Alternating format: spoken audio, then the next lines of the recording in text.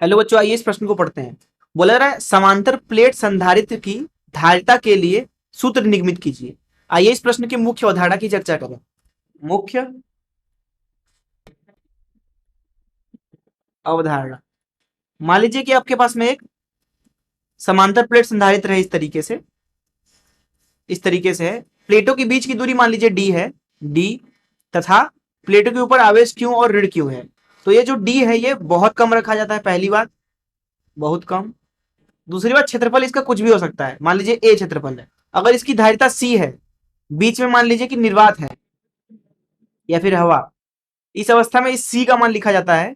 अगर प्लेटों के बीच में विभवांतर मान लीजिए वी है, तब क्यू भागे वी के बराबर। यही धारिता का परिभाषा भी है। प्रति एकांक वोल्ट के लिए, अर्थात प्रति एकांक विभव के लिए जो संधारित्र है, अगर वो अपने ऊपर क्यू आवेश रख लेगा तो वो आवेश ही संधारित्र की धारिता के बराबर होगा। अर्थात अगर v बराबर 1 हो और आवेश जो है वो q हो तो c बराबर q हो जाएगा। तो पहली चीज तो आप ये समझे।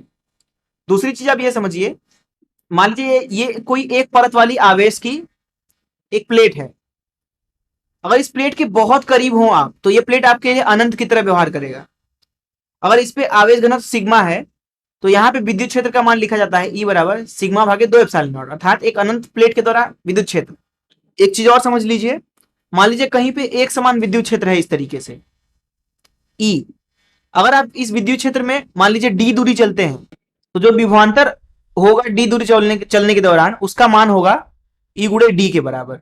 जैसे मान लीजिए आप यहाँ एक a बिंदु है, एक b बिंदु है, a से b तक जाते हैं d दूरी चल के, तो विभवांतर जो होगा वो E गुणे d होगा। बस ध्यान रखना है कि E जो है नियत होना चाहिए। तो इस मुख्य उदाहरण से चलिए प्रश्न को हल करते हैं। देखिए प्रश्न में हमसे बोला गया है सूत्र निगमित करने के लिए। तो समांतर प्लेट संधारित्र वापस से बना लेते हैं इस तरीके से। इस पे मान लीजिए क्यू आवेश है, इस पे ऋण क्यू आवेश है। अब इसके ऊपर धन आवेश है इस तरीके से और इसके ऊपर ऋण आवेश है इस तरीके से। इसका मतलब यह है कि दोनों के बीच में विद्युत क्षेत्र मौजूद होगा, इधर से इधर जाता हुआ। अगर इस विद्युत क्षेत्र का हम मान लिखना चाहें, क्योंकि प्लेटों के बीच की दूरी बहुत कम होती है जैसा कि अभी हमने बात किया, इसलिए अंदर के किसी भी बिंदु के लिए ये दोनों ही प्लेट अनंत की तरह व्यवहार करते हैं।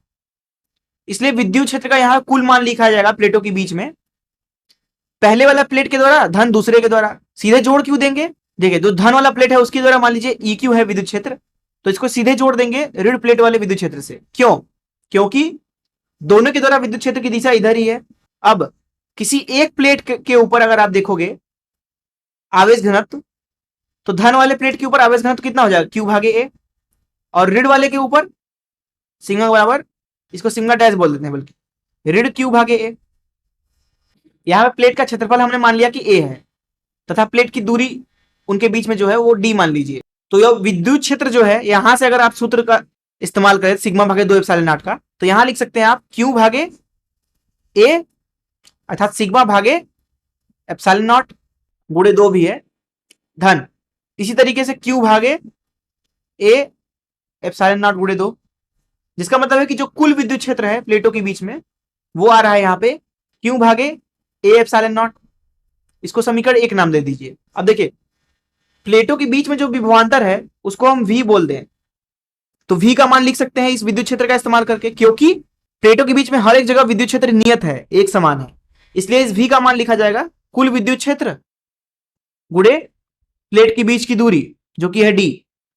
जहां ये v है प्लेटों के बीच का विभवांतर, उसका परिमाण। कुल विद्युत क्षेत्र कितना है, क्यू भागे ए एप्सिलॉन नॉट गुणे डी है बराबर v। अब देखिए जो प्लेट का संधारित्र है उसकी धारिता जो है यहां पे उसको q और v के पद में लिखें तो q बराबर होता है cv, तो q की जगह पे रख दीजिए cv भागे ए एप्सिलॉन नॉट गुणे डी। तो यहां से आप देख सकते हैं कि v से v दोनों तरफ से कट गया और c का मान मिल रहा है एप्सिलॉन नॉट a भागे d के बराबर। और यही चीज हमें सिद्ध करने के लिए बोला गया था। तो c बराबर एप्सिलॉन नॉट a भागे d है उस संधारित्र के धारिता का मान जिसके बीच में निर्वात या हवा है तथा प्लेट का क्षेत्रफल a है और प्लेट के बीच की दूरी d है और दोनों ही प्लेट एक दूसरे के समांतर है। मैं आशा करता हूं कि आपको इस प्रश्न का हल जरूर समझ में आया होगा। धन्यवाद।